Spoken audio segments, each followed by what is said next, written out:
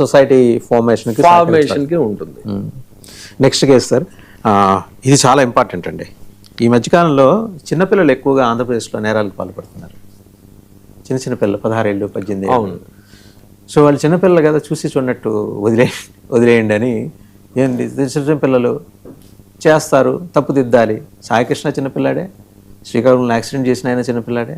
ఇంతమంది చిన్నపిల్లలు నేరాలు చేస్తుంటే వాళ్ళు హత్య కేసులు అంటే చెప్పేవాళ్ళ దృష్టిలో చిన్నపిల్లలండి. నేను ఐఎమ్ వెరీ స్పెసిఫిక్ అలా అనేవాళ్ళు. 16 నుంచి 18 ఏళ్ల పిల్లలు హత్య కేసులో నిందితులైతే వారిని పెద్దలుగా ట్రీట్ చేయాల్సిందే, అలా ట్రీట్ చేసి ట్రయల్ చేయాల్సిందే, జువెనల్ హోమ్స్ కాదు అవును అనే తీర్పు కూడా వచ్చినట్టుంది. అవును, తీర్పు వచ్చింది. ఇది స్టేట్ ఆఫ్ బీహార్కి సంబంధించింది. ఓకే. ఇందులో ఆ జువెనైల్ చిన్నపిల్లడు కాబట్టి అతని పేరు ఇవ్వరు, అది ఇవ్వకూడదు కాబట్టి ఇవ్వరు. ఈ justice JB Pardiwala, justice Ujjal Bhuyan గారు జూలై 21, 2026 ఇచ్చిన తీర్పు ఇది. మీరు చెప్పింది వాస్తవమే. ఈరోజు వాళ్ళు అంటున్నారు వాళ్ళు చిన్నపిల్లలు వదిలేయాలని చెప్పి, నేను అనలేదు.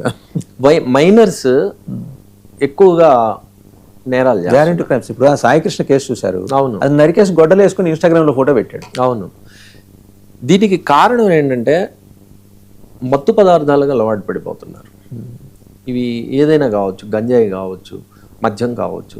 ఈ మద్యము, ఈ మత్తు పదార్థాలన్నీ మన భారతీయుల సంస్కృతి కాదు. ఇది విదేశీ సంస్కృతి. విదేశీయులు మన మీద తీసుకొచ్చే ఆ సంస్కృతిని పోయడం ద్వారా మొత్తం సోషల్ ఫ్యాబ్రిక్ దెబ్బతినే పరిస్థితి, ఇది తీవ్రం అవుతున్న పరిస్థితుల్లో ఇలాంటి ఒక తీర్పు రావడం అనేది ఒక ముఖ్యమైన విషయంగా మనం భావించవచ్చు. ఇది జువెనైల్ జస్టిస్ యాక్ట్ ప్రకారము హీనియస్ అఫెన్స్ అంటే ఘోరమైన నేరాలు. చంపటం, హత్య చేయటం ఘోరమైన నేరం, అత్యాచారం చేయటం ఘోరమైన నేరం. ఇలాంటి ఈ నేరాలు 16 నుంచి 18 ఏళ్ల మధ్యలో ఉన్న వయసులో ఉన్న పిల్లలు కనుక చేస్తే దీనికి సంబంధించి స్టాట్యుటరీ ప్రిలిమినరీ అసెస్మెంట్ తర్వాత వారిని పెద్దలుగా ట్రయల్ చేయవచ్చు. ఈ స్టాట్యుటరీ ప్రిలిమినరీ అసెస్మెంట్ అనేది ఇది మీకు జువెనైల్ జస్టిస్ యాక్ట్లో ఉంటుంది.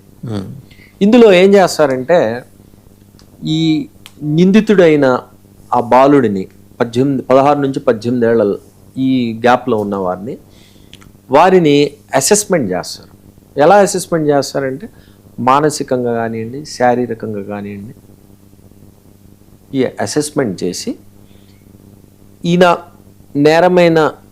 తీవ్రమైన నేరం చేశాడు అని కనుక ఫైండ్ అవుట్ ఇస్తే దీనిని సామాన్యంగా పెద్దలు నేరం చేస్తే ఏ విధంగా కేసు దర్యాప్తు చేస్తారో, కేసు ట్రయల్ జరుగుతుందో అదే విధంగా చేయవచ్చు. ఇది ఇంపార్టెంట్ ఫైండింగ్. దీన్ని ఏంటంటే ఈ అప్పీల్ పాట్నా హైకోర్టు జూలై 24, 2025కి సంబంధించి జరిగింది. ఇది హైకోర్టు ఏం చేసిందంటే additional district sessions judge Chapra ఇచ్చిన ఆదేశాన్ని ధృవీకరించింది. ఇది ఒక బాలుడు ఇంకొక బాలుడిని హత్య చేశాడు. బెజవాడలో జరిగింది కూడా. ఒక బాలుడు ఇంకొక బాలుడిని హత్య చేశాడు. ఈ హత్య చేసిన దాని మీద ఈ జువెనైల్ కేసులో ఉన్న నిందితుడిని హత్య నేరం కింద పెద్దలుగా ట్రయల్ చేయాలా లేదా అనేది ఇక్కడ మీమాంస. దీని మీద వీళ్ళు ఏం చెప్పారంటే జడ్జెస్, ఈరోజు పిల్లలకు చిన్న వయసులోనే సంక్లిష్టమైన సమాచారం. ఈరోజు మీరు ఫోన్ తీసుకున్నారంటే ఫోన్లో ప్రతిదీ ఉంటుంది. యూట్యూబ్లోకి వెళ్ళారంటే కనుక మంచి పనులు చేయాలి ఎలా అనే దానికన్నా చెడ్డ పనులు హత్య ఎలా చేయాలి, చేయడానికి ఎన్ని విధాలుగా అవకాశాలు ఉన్నాయి, చేసి తప్పించుకోవడానికి ఏం చేయాలనేది ఉంది. సంక్లిష్టమైన సమాచారం ఉంది, గ్రాఫిక్ కంటెంట్ ఉంది, పెద్దలకు సంబంధించిన అనుభవాలు వీళ్ళకి చిన్న వయసులోనే వచ్చేస్తున్నాయి. రకరకాలైనటువంటి ఇవి చూడడం ద్వారా, పోర్న్ సైట్స్ వీటిని చూడడం ద్వారా దీనివల్ల ఏమవుతుందంటే వాడు వయసు ఫిజికల్గా తక్కువ ఉండొచ్చు, కానీ మానసికంగా పెద్దవాళ్లతో సమానంగా ఉన్నాడు. సమాజం మారుతుంది కాబట్టి దీనిని మనం ఒక ప్రాపర్గా అసెస్మెంట్ చేయటం ద్వారా can be considered across the country అండి. ఇప్పుడు పాట్నా హైకోర్టు ఇచ్చింది కదా, పాట్నా హైకోర్టు కాదు పాట్నా హైకోర్టు ఇచ్చిన దాని మీద అప్పీల్ సుప్రీంకోర్టు చెప్పింది కదా. సుప్రీంకోర్టు ఎప్పుడైతే చెప్పిందో అది మొత్తం దేశం మొత్తం ఇది వర్తిస్తుంది. మన 2 తెలుగు రాష్ట్రాల్లో ప్రస్తుతం దీని మీద సీరియస్ డిస్కషన్ నడవాలి, ఎందుకంటే సుప్రీంకోర్టు